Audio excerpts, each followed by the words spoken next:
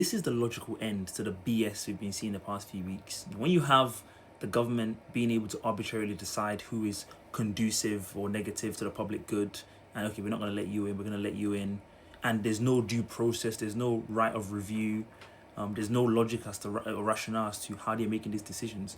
You're going to have stuff like this where very, very, what do you call them, liberal slash beltway people like Sam Piker.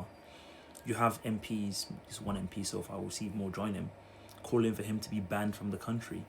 I'm sure the official rationale is going to be because he's dangerous to the country and because he represents some kind of anti-Semitic blah blah blah blah blah, even though all he does is just call for, the right to the Palestinians to be respected.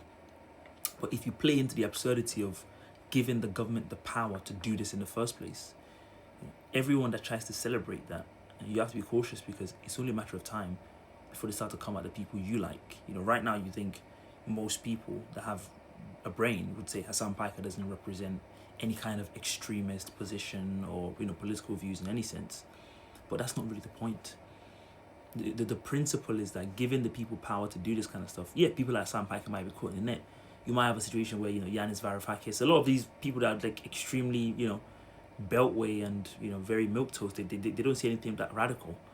Even they now get caught in the net of this, and we might even become a tit for tat. So right now we have a Labour government who brands itself at least as socially quite left wing, but then what if a Nigel Farage government comes in?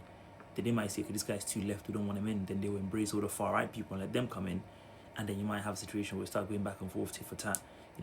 The government should not be involved in this kind of stuff. It shouldn't be up to them to decide. If you qualify to come here based on, I don't know, you can enter the country, ETSA or whatever it is, that's the end of it. Whatever you want to come and say, if you come and say something that's like illegal, then the law can deal with you then. But preemptively deciding in a unreviewable process that we're not going to let certain people in, we're going to let certain people in, the Prime Minister and his office or whoever's the Home Secretary, they should not be having the power to decide this, because this is a logical end.